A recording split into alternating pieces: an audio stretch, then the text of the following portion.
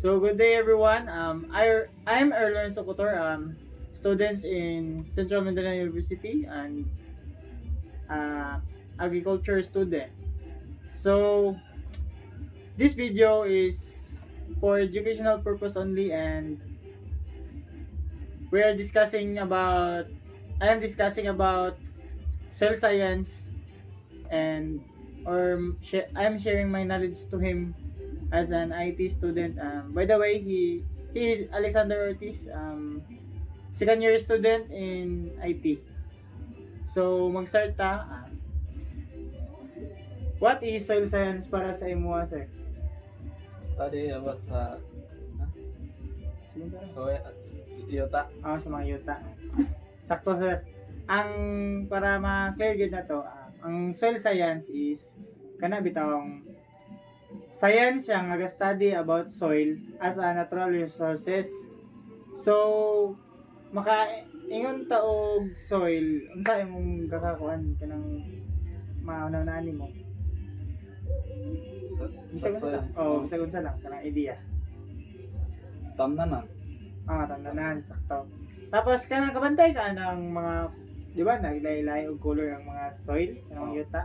Unsa yung mga color nga ma-mention karon? Ang sa base sa akong nakakita ug ma-experience o nga depende man sa kanang yuta nga imong Nakakaroon, arad na nako na bantayan nga brown nga yuta, itong nga yuta ug pula nga yuta.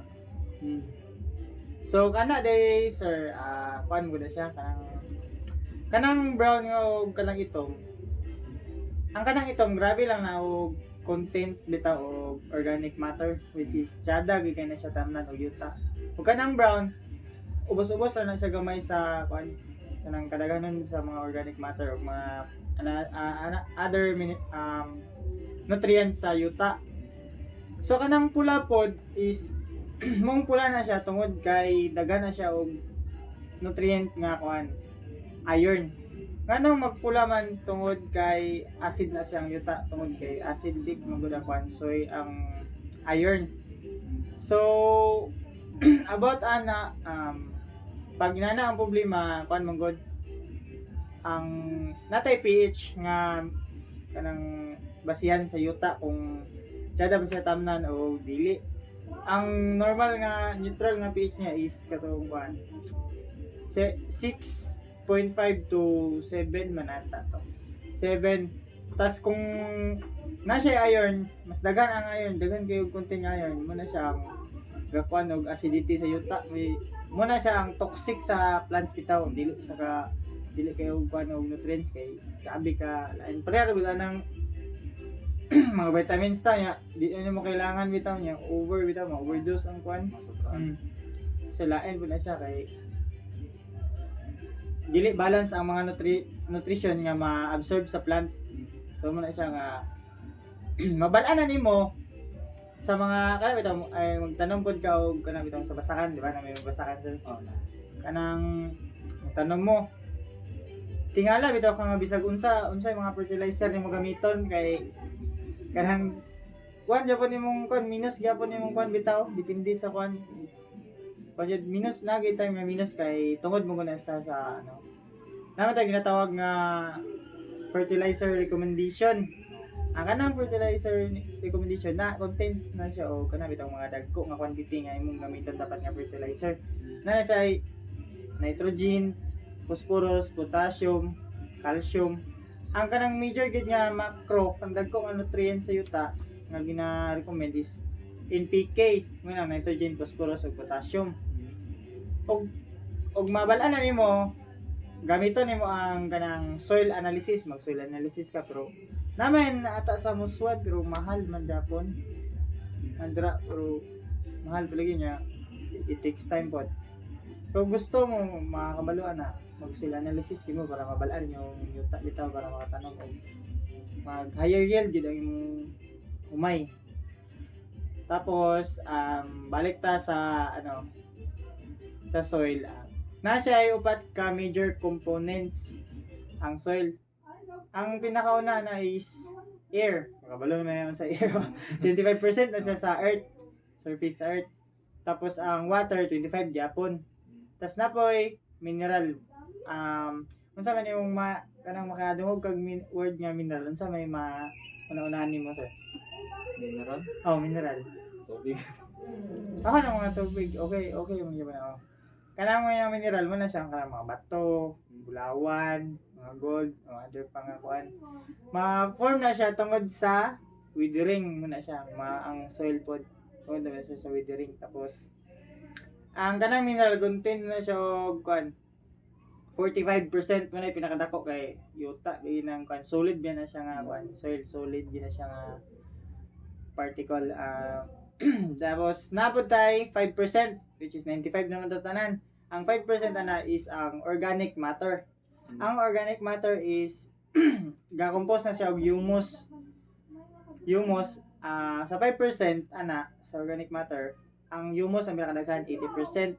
Tapos ang 5% ana is katong organism o ang isa na is nalimot ko kanang basta wala na siya.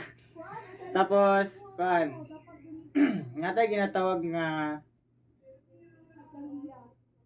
napoy di ba sa organism dai ang kanang mga organism is muna siyang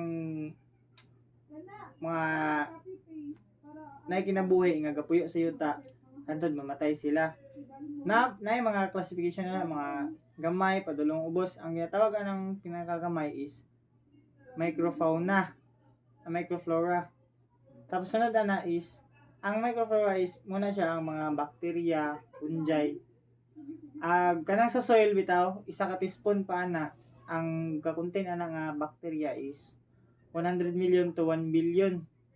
Yeah. Grabe kalain kay ugaw kay gid ang yuta nga ipan pero depende man siguro pod. And nakita to sa Mineral. sa organism. Ang sunod ato is microflora to microfauna na padayon sunod. Muna siya ang mga nematodes katong makita nimo sa microscopic apil tong microfauna pinakagamay gid siya. Ang kaning microfauna mo ni siyang nematodes katong makita mo nimo siya sa kwanti murag ulod gyapon siya nga gamay di kayo makita na siya sa microscope. Tapos kato na yung mga microfauna is kato na mga ilaga. Ito na yung mga bukog ba? Ay dili dai ang megafauna dito ang naikuan bukog. Tas ang macrofauna is mo to ang mga earthworm, mga ulod o uban pa. Tapos ang mga organism purpose ano niya is mga decomposer na siya. Tapos gatabang mo na siya og kanang kuan bitaw sa mga nutrients sa tabang niya siya decompose tapos ga-help po na siya para sa plant nga growth. Ang gatabang yapon dili lang ang mga nutrients bitaw sa soil. Gatabang yapon na siya kay tapos kana pong magstorya ta og kana bitaw mag-yellowing imong tanom. Muna siya kulang na siya og macronutrients nga nitrogen. Una kuanan nimo mga fertilizer nga contain og higher amount nga nitrogen. Depende po sa recommendation. Dili mo gud ta kaditso og kuan gud kay kung grabe bitaw mo pag atiman abi nimo sakto gid bitaw yung pag-atiman sa imong humay. Pag abono na masas nasobraan naman ito kuan dai kanang mga synthetic fertilizer ng mga gilabay dito muna nga minus imong abot nga Masobraan. masobraan gid siya binimog grabe gid ning abot ba kay as abot kay grabe gid abono na ko ani grabe spray ang kana kung mag-spray ka sir kay over po na og spray di na pod masunog po na yung kuan depende sa effect depende sa mga active ingredients nga nasa chemical makadaot po na siya sir depende lagi sa tanaw nimo ang kana mong good na pong good ay ginatawag na integrated pest management. Ang kanang mga nanays gamit po na siya og kanang mga organism gyapon nga mapatay niya ang kanang mga piste sa imong kuan ba. Mm. Tapos so nahuwa na to sir, mura to og salamat kayo sa imong cooperation bitaw and nisugot pug ka nga ikaw kung kuan nga video and salamat gyud kay sa imong cooperation sir and unta daghan kag natun-an sa akong gi-share bitaw sa imuha og ma-apply pud nimo sa imong farm ang katong mga akong gipangingon and maka-assist mo pud ko sunod og dakay mga pangutana matabangan pud ta ka. So, mga to sir, thank you.